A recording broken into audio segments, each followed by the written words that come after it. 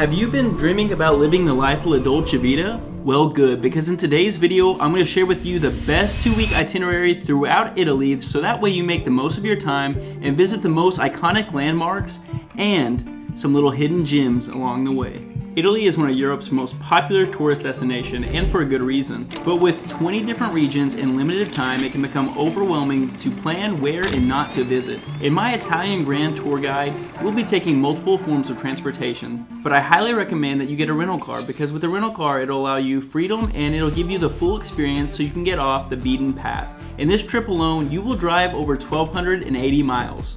If you're not already subscribed to the channel, consider subscribing, like the video, and comment below any questions or suggestions that you might have to add to this trip. I just returned from this exact 2-week trip, and I gotta say it's the perfect way to spend 2 weeks throughout Italy. So that being said, let's go ahead and sit down, grab a coffee, grab a pen, paper, and an Italian map. And let's get started. Welcome to Boundaries Unlimited. You will start off your trip by flying into the floating city of Venice at the International Marco Polo Airport. I recommend a red-eye flight so you get the full day when you first fly in to maximize your time. From there, you will need to get a water taxi to get to Venice. There are a few options: a public water bus, which is the cheapest option, or a romantic private wooden boat that you will take directly to your hotel to give you the best experience of arriving to Venice. There is a third option where you get the best of both worlds, where you get on getyourguide.com. You can book a shared private taxi which gives you the similar experience at a much better price. You'll have 2 amazing days to get lost in the city's canals, which is the best part. Get ready to explore landmarks such as the Rialto Bridge, Piazza San Marco, St. Marks Basilica, the Bridge of Sighs, and the Basilica of Santa Maria for one of the best views of Venice. If you're interested in glass blowing, visit the islands of Murano. There's one thing you have to do when you're in Venice. You have to take a gondola ride. And a little tip, if you do it before 7 p.m., it's 90 euros for 30 minutes, which it's expensive. There's no way around it. But if you're in Venice, you have to do it. After 7 p.m., it goes up to 110 euros for 30 minutes, so keep that in mind. I personally stayed at the Hotel Nani, and I can highly recommend it. Hostaria Da Franz is a restaurant that we ate at, and I can highly recommend it for a nice dinner to experience the Venetian cuisine. Day number 3, you are waking up early, packing your bags, and picking up your rental car from the Venice Marco Polo Airport. Now we are on the road to our next destination, off the beaten path to Italy's most beautiful region, known for its world-class vineyards and luscious rolling hills, Tuscany. Set your GPS and review the route before driving, because Apple or Google Maps can take you on some very skinny back roads that barely just fit our small Fiat 500. Another tip, Italy has a ton of toll roads, so make sure you have some spare change handy. Italy has also a ton of speeding traps on the main highways, so watch your speed and keep your eye open for warning signs of a little Italian police officer with a radar gun, which are posted before you reach them. Not a very sneaky speed trap. On our way to Tuscany, you have an option to make a day trip through the Emilia-Romagna region, which is on the way. We chose to drive to the Emilia-Romagna region, known as Italy's Motor Valley, which is famous for being the home of Italian supercar manufacturers such as Ferrari and Lamborghini. We toured both museums, and if you're a car enthusiast like myself, I highly recommend the stop as well. If you stop like we did or skip the Emilia-Romagna region, you will end your day number 3 in Siena, Italy. On this itinerary, I chose to skip Florence because I wanted to explore more of rural Tuscany to avoid the hustle and bustle of a bigger city, because later in this trip, we will be visiting busy cities, and by spending a few days in peaceful, slow-paced Tuscany, you will be prepared for the busier sections of this trip. Start your night by checking into your hotel or Airbnb. We stayed in a historic Airbnb that was fresco painted back in the 1700s and has the best view of Siena from its rooftop terrace. It definitely made the Siena experience for me, and I highly recommend you do the same. I made a full video tour of the Airbnb that I highly recommend you guys checking out after this video. Day number 4, you'll wake up and explore the medieval town of Siena, starting with grabbing a cappuccino on the famous Piazza del Campo, known for its wild bareback horse race, the Palio, which happens twice a year. While exploring Siena, you can't miss the magnificent Siena Cathedral. It has a tragic history and is still one of the most beautiful cathedrals I've ever been to. After spending the day in Siena, it's time to hit the open road and spend the afternoon in the Chianti wine region. Set your GPS for the oldest vineyard in Italy, Ricasoli 1141. Make sure you change the route to include the SR222, the Chianti wine road, on your way, because it's a beautiful drive with fun winding turns. At Ricasoli, you have the option to tour the old castle or just partake in the wine tasting, or both. They have a fine selection of wine. Make sure to buy a bottle for later tonight. We got a beautiful bottle of white wine in the country of reds. To finish off day number 4, head back to Siena, pick up a pizza, and if you're staying in the Airbnb, which I recommended in this video, you're in for a treat. I recommend spending the evening watching the sunset over Siena while enjoying your treasures from today's adventures. It's truly a feast for all the senses, and it was easily my favorite night over the whole 2-week trip throughout Italy. Day number 5 is time to wake up early, pack your bags, and hop into your car to head south for the UNESCO World Heritage Site Valdorcia. Set your GPS for Pienza, one of the many famous small medieval hilltop villages within the region. Explore the characteristic village, make sure to try pecorino cheese, and then hike down to the famous gladiator filming location. Afterwards, hop back into your car for your lunch destination, which offers amazing farm-to-table food and conveniently is one of the best viewpoints of Valdorcia. But make sure you make reservations because it's a very popular place. After lunch, it's time to check into your Italian farmhouse. We stayed at a place called Precise Tale Polio alla Sala, which I am butchering the name, but it offers a pool, restaurant, full spa, and more. I recommend it, but don't limit yourself because there are many unique places to stay within the region. That night, book a tour for the La Force Gardens, and afterwards, drive the infamous S-shaped famous road, which, I'm going to warn you now, it's not very smooth, so be prepared. Day number 6 involves a long stretch of driving as we make our way towards southern Italy. To combat muscle tightness, you will stop along the way at Tuscany's lesser known offerings, the thermal hot springs. First, set your GPS for the Bagni San Filippo hot springs. Make sure to change beforehand because there's nowhere to change besides the forest once you are there. Another tip is to get there as early as possible to avoid the crowds. If you're interested in another hot springs afterwards, you can always make the stop at Saturnia Hot Springs next. After spending the day exploring Tuscany's hot springs, it's time to drive to your next stay in the small town of Popoli in an intimate vineyard San Callisto.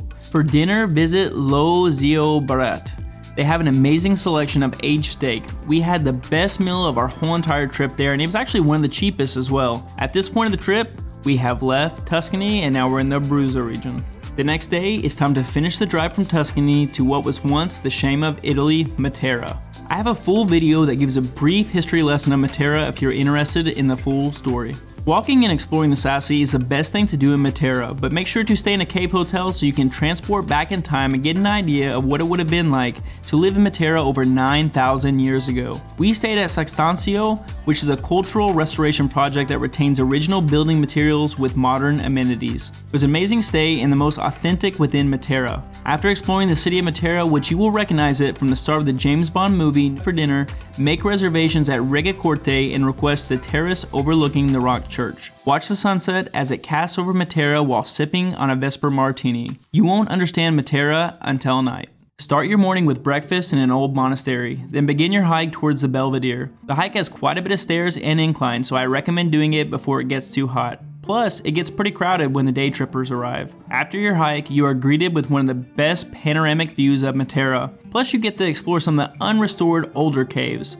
Afterwards, you will be parched and I have a secret hidden gem for you to grab a drink. Crialos is a small cafe with an outdoor terrace overlooking the stone city. The rest of the evening, take it slow and get lost. You will never know what you will run into.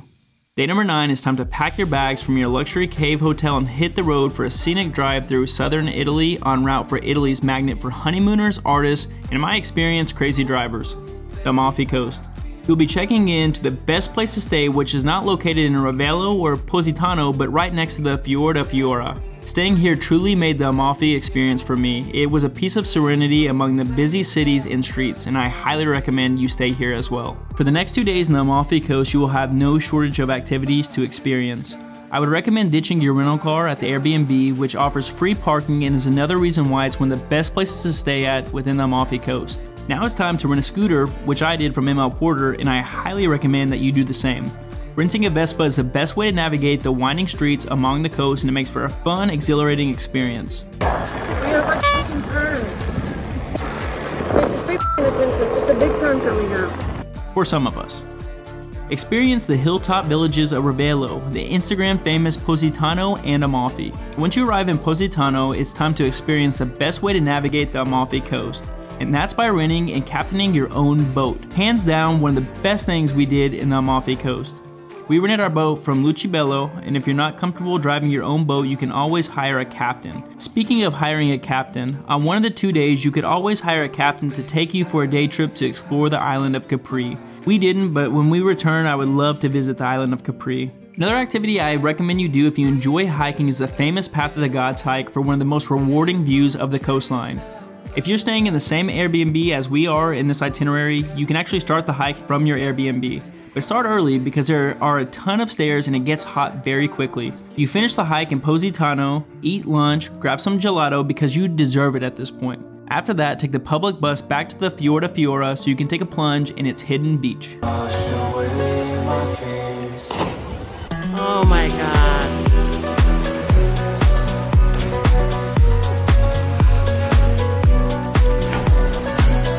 Day number 12, start your day by packing your bags to head towards your final destination, but first you're going to make a stop along the way to explore Pompeii, an ancient Roman city frozen in time by the eruption of the nearby volcano Mount Vesuvius back in 79 AD. I highly recommend booking a tour of Pompeii. We didn't, and I instantly regret it because I would have loved to learn more information of each building that we walked by. After spending a few hours exploring the ruins, it's time to get back on the road and go where all roads seem to lead, and that is Rome. Return your car at Rome's airport Leonardo da Vinci and say bye to your car after traveling together for over 1,280 miles. You won't be needing it any longer because Rome's public transportation is phenomenal. Take the metro to Rome city center and check into your hotel, which we stayed at Donna Camelia Savelii, which has an interesting history. It was once a monastery that was converted into a hotel. If you can't tell by this point, I really enjoy staying in unique places. The next 2 days in Rome are going to be very busy, so get ready, get some comfortable shoes on. You're starting the day off with exploring the Vatican City with the Walks of Italy Skip the Line tour. This is the best way to see the St. Peter's Basilica because you get to take a different entrance to the Basilica and skip the astronomical long lines out front. And with only 2 days in Rome, your time is limited. After exploring the Vatican City, it is time to make your way to Old Town Rome. Along the way, you will run across iconic landmarks such as the Trevi Fountain, the Pantheon, the Spanish Steps, Piazza del Popolo, Savello Park, the Roman Forums, and the Instagram-famous keyhole that looks directly at the St. Peter's Basilica framed by hedges. End your evening by taking the Colosseum at Night tour if you're able to. It's the best way to witness the Colosseum. Are you not entertained? If you are, go ahead and like the video, comment below, subscribe for more, and let's continue on with this tour.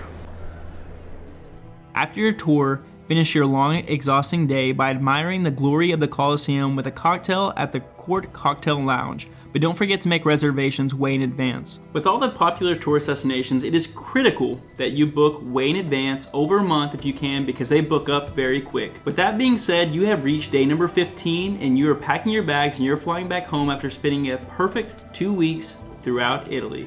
I hope you guys enjoyed this video. If you did, please give it a like, comment below if this guide was useful in planning your trip, or if you did the whole entire 2 weeks exactly how I outlined it in this video, let me know what you think. If you're not subscribed, go ahead and hit the subscribe button because you're not going to want to miss out where we're going next. I'll see you guys in the next one. Thanks for watching.